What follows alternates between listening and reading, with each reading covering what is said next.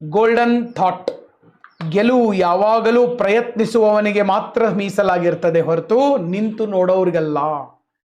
ಅದಕ್ಕೆ ಅಬ್ದುಲ್ ಕಲಾಂ ಜಿ ಅವ್ರು ಹೇಳಿದಾರೆ, ಜೀವನದಲ್ಲಿ ಏನಾರ ಆಗ್ತಿರ್ಲಿ, ಹೋಗ್ತಿರ್, ಓಡ್ತಿರ್ರಿ, ಓಡಕ್ಕಾಗ್ಲಿಲ್ಲ ಅಂದ್ರೆ ನಡೀರಿ, ನಡ್ಯಾಕಾಗ್ಲಿಲ್ಲ ಅಂದ್ರೆ ತೆವಳ್ರಿ, ಬಟ್ ಸರ್ ಏನು ಮಾಡ್ರಿ, ಮುಂದೆ ಹೋಗ್ತಿರಿ, ನಿಂತಲ್ಲೇ ನಿಲ್ಬೇಡ್ರಿ. ನೀರು ನಿಂತಲ್ಲೇ ನಿಂತ್ರೆ ಹೆಂಗೆ ಕೊಳಿತೈತ್ಲ ಹಂಗೆ ಮನುಷ್ಯನೂ ಕೊಳತು ಬಿಡ್ತಾನೆ. ಅದಕ್ಕಾಗಿ ಸರ್ ಪ್ರಯತ್ನವನ್ನು ಮಾಡಬೇಕು. ಎಷ್ಟೋ ಜನ ನಾನು ಸೋತ್ಗೀತೇನೆ ಅನ್ನೋ ಭಯದೊಳಗಡೆ ಪ್ರಯತ್ನ ಮಾಡಂಗಿಲ್ಲ. ಪ್ರಯತ್ನ ಮಾಡಿದ್ರನ ಸರ್ ನೆಕ್ಸ್ಟ್ ನಾವು, ಯಾಕಂದ್ರೆ ಎಷ್ಟೋ ಬಾರಿ ಸೋಲು ಗೆಲುವಿನ ಮೆಟ್ಟಿಲು. ಸೋತಾಗನೇ, ಈಗ ಮೊನ್ನೆ ನಮ್ಮಲ್ಲಿ ಸರ್ ಫೈನಲಿಗೆ ಬಂದು ಇಂಡಿಯನ್ ಟೀಮ್ ಸೋತು, ನಮ್ಮ ದೇಶದಾಗ ಮ್ಯಾಚ್ ಫೈನಲ್ ಇತ್ತು ಸರ್, ಸೋತು ಬಿಟ್ರು. ಬಟ್ ಆ ಪಾಠದಿಂದ ಇವತ್ತೇನಾಯ್ತು sir, ICC T20 world cup ಅನ್ನ ಗೆದ್ರು. ಅವತ್ತಿನ ಸೋಲು ಇವತ್ತಿನ ಗೆಲುವಿಗೆ ಸರ್ ಮೆಟ್ಟಿಲು. ಪ್ರಯತ್ನ ಮಾಡಬೇಕು. ಎಷ್ಟೋ ಸರಿ ಸರ್ ನಾವು ಪ್ರಯತ್ನ ಮಾಡಕ್ಕನೆ ಹಿಂಜರಿತೀವಿ.